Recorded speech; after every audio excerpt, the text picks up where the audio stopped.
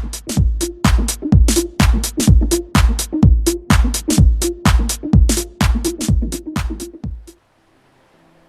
my father, you never asked me to tell your tale, but knew there wouldn't be time to tell yours. So you launched me as you would a ship, cheering on while inwardly you howled with pain, handing me over to uncertain fate.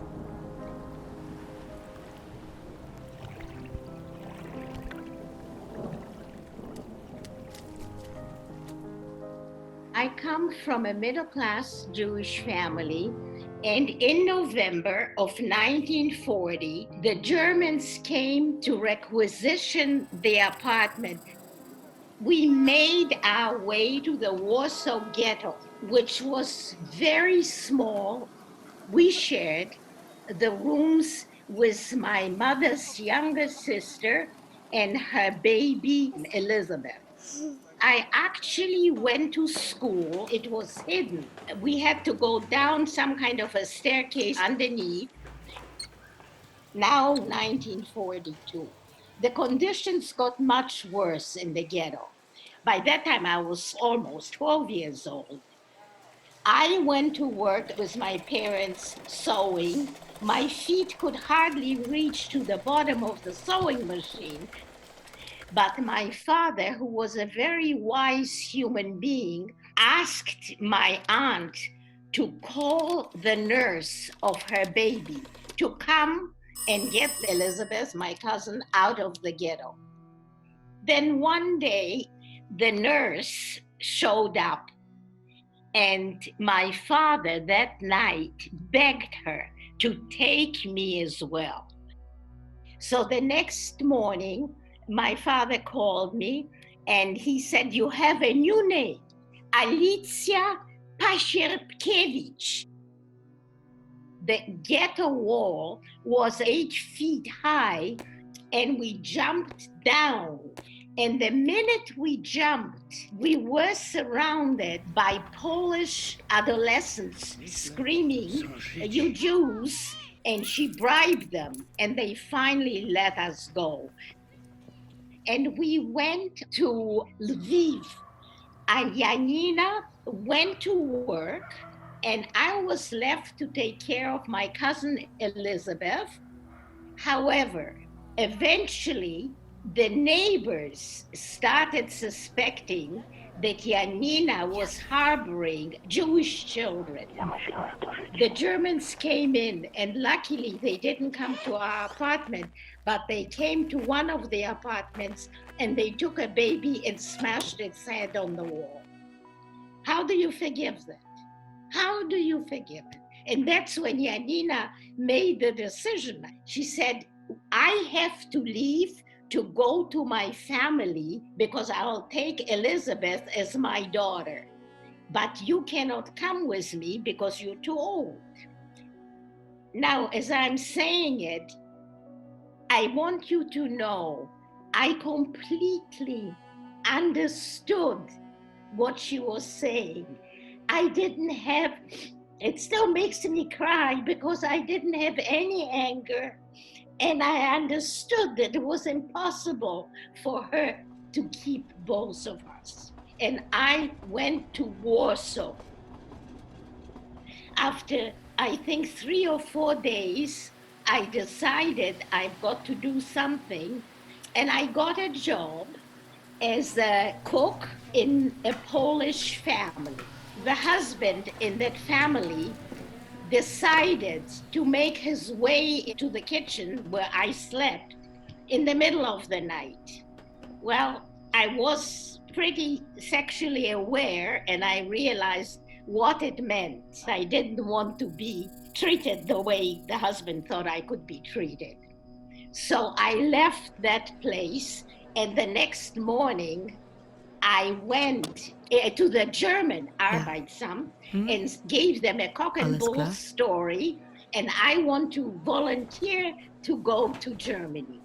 They didn't look at me and try to figure if I was Jewish or not. They said, "Come tomorrow." So the next day, it was my birthday, it was November 19th. I went to the station. It was probably some 2 hours later that the train stopped, and I see outside there is a cart with a horse and a driver. We came to a moat, and sure enough, it was a real castle, and he said, "This is where you get off." I was shown a room, and they said, "You're going to share a room with a Polish girl." The next 3 months, I went sleepless because I was afraid that if I fell asleep, I might cry for my parents or say my name, give myself away. They said, "You are going to work in the field." They sent me out and asked me to milk a cow. And the cow, luckily, stepped on my foot and I got injured. And they decided that they would keep me as a housemaid. So that was a very lucky thing for me. My life at the castle was amazingly great because I could learn. Although one day we were carrying a carpet and let it drop, and the Baron whipped us. The field supervisor came to me at night and he said, "Lilischen, you have to make yourself scarce because the Polish workers are talking about your being Jewish." And my first thought was, I'll run to the forest. I didn't take anything, but part of me thought, what if I take the Baron's gun and kill them before I leave? But I decided that would be stupid. And I was actually more angry at the Polish workers who gave me away. But after 3 days, I remember the 2 sets of tanks coming in the forest and shooting at each other. And I saw a number of German soldiers, very young boys, who were half dead, lying in the forest. But I saw the US tanks coming in. And the first soldier, he was a Polish American, and he said, "Oh, she's just a Jew." Later on, an English officer comes in, and it turned out to be a third cousin. And he said, "I will inform your family that you have survived. I'll get in touch with them." I had an aunt, one survivor, who went to New York. Going past the Statue of Liberty, you know, my heart just absolutely said, I can't believe I am here in a country that welcomes people with that kind of a poem written by a Jewish woman. My name is Lillian Trilling, but actually in Poland I was called Lili, not Lily, but Lili, which is very different. Okay.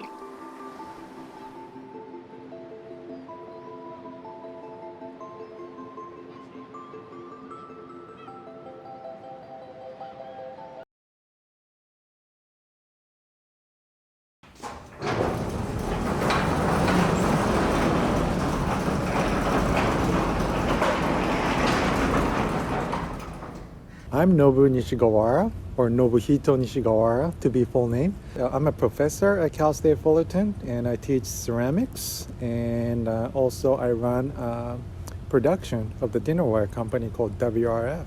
Born, raised in Japan. When I turned 15, my parents gave me the opportunity to go abroad, Canada. My father was a high school teacher. He had a colleague who's the relative, I should say, takes international students. And he became a legal guardian during the course of study. Because of my English skill, both speaking and comprehension, even at the school, I was only able to take basic classes such as like a typing, PE, and English as second language. And then while I'm there, I met a new Japanese family who happened to own mushroom farm. And I moved in, and then I start picking up mushrooms. It was a legit kind of mushroom, like a shiitake mushroom. I don't know. That was my base. Part of the reason I wanted to take ceramics is that I never thought I thought everybody could just pass. I don't know, how can you fail just touching dirt? But going back, how do I get in art? So I start taking ceramics in a junior college, and then it was a Japanese professor, Professor Sadashi Inuzuka. I think he opened the gate for me, the gate of the world. After finishing that, curriculum, the junior college, finishing with a BA, junior college degree. Do you call it BA? I was asking him questions about the future, like, I really like doing ceramics and what I do next and all that stuff. And he said something like, you gotta go to the United States.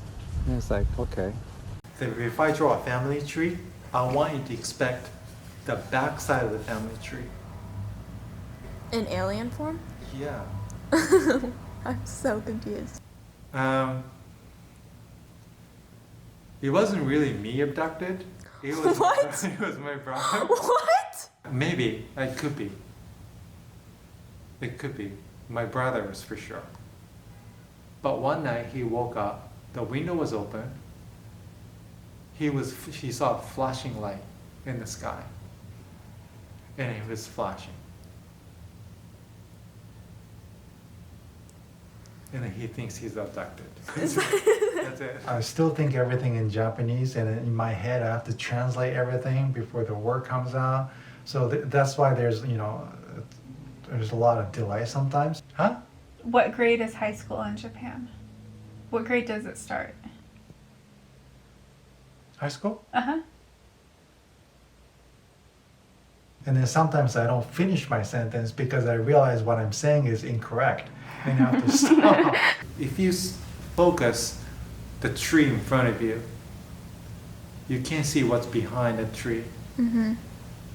But if you focus in the forest, you can't see what's in front of you. So you have to see the space in between what's in front of the tree and what's in the forest, and you have to see the wider range. Mm-hmm. Not only that, you have to see left and right.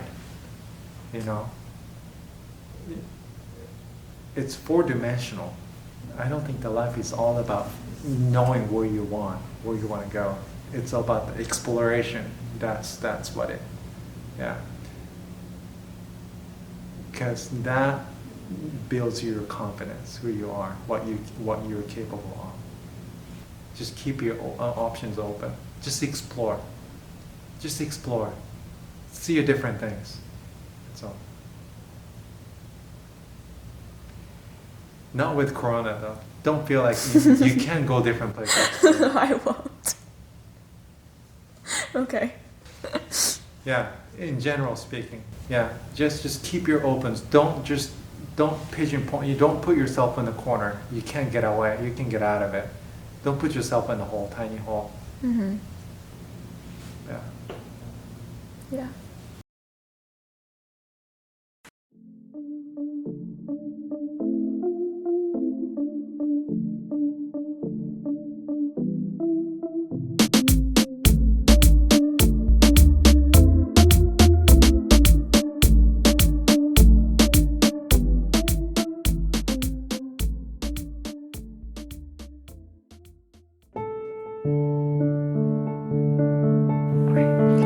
I love dancing. I love Zumba.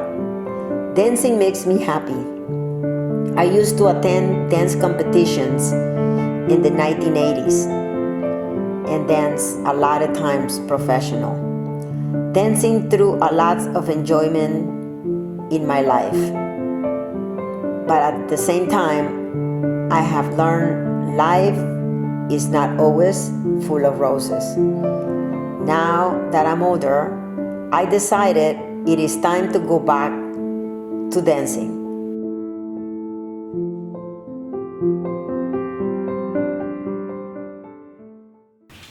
My name is Magdalena Prado, and I'm from South America, Ecuador.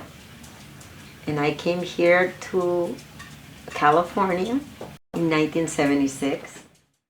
I was born in Guayaquil, Ecuador. Guayaquil is a beautiful city famous for beaches and port. It was my hometown. I was born in a rich family. My grandpa was a successful businessman. And when I was 7 years old, my parents suddenly got divorced and my mother left Ecuador. While she moved to the US to start a new life, my brothers and I stayed with my grandparents for almost 8 years. I had always dreamed that I could come to the United States to join my mother. And we came here to United States, Los Angeles, California with my mom. And now I got to meet my amazing stepdad.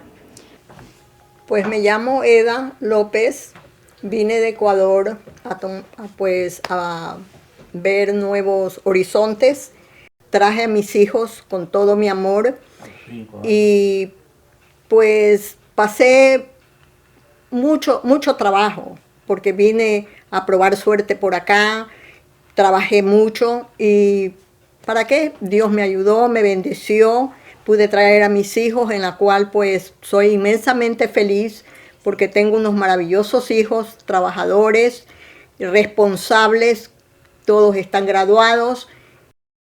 My name is Raul Lopez, come from Cuba, and I live in Miami.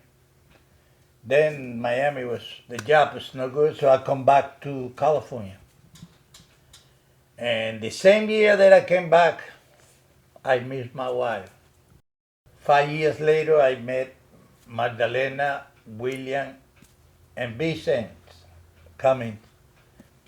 We went to a party and me and my wife danced. And she look, said, wow, I like the way you dance, little. Well, I teach you. This is easy. And she did it. And later she was better than me. And I was good, but she was better than me.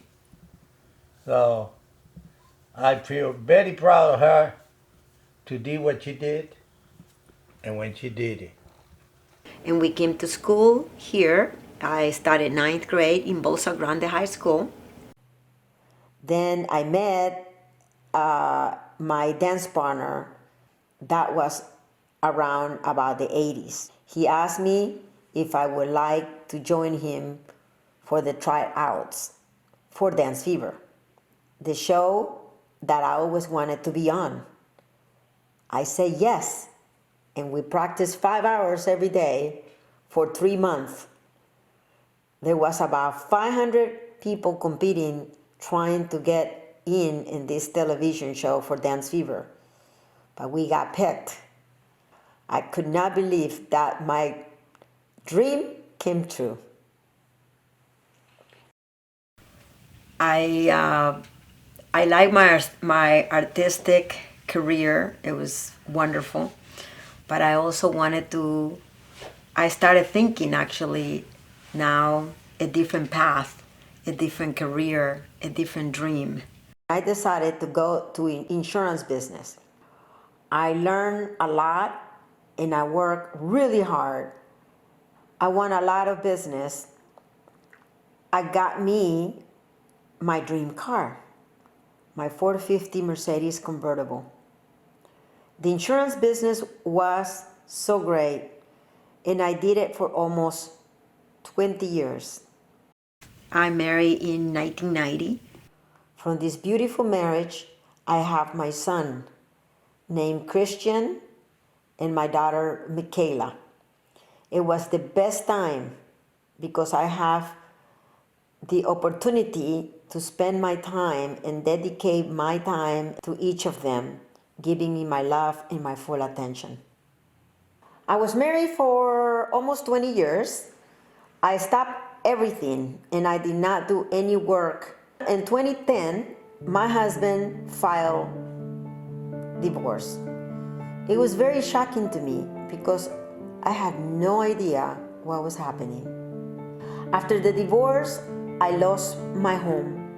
I lost everything. I cried and I cried many times.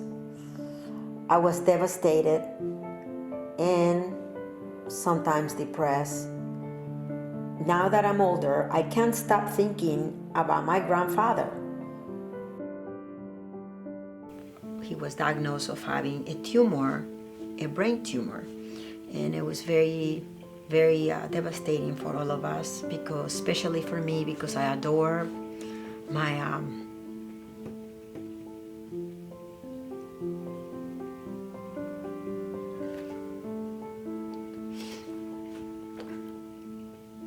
he was the greatest man, and he taught me a lot.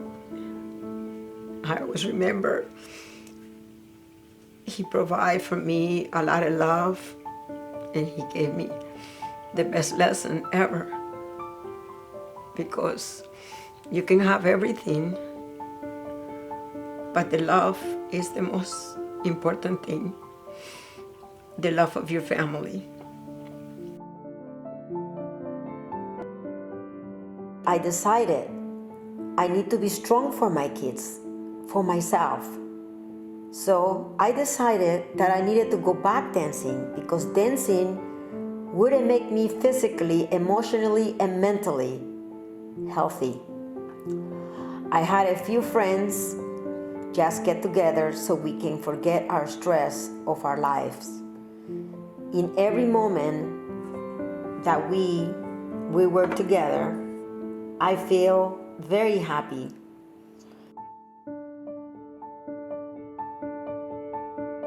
No matter what you have, you should make the best out of yourself, doing things you love. It is never too late.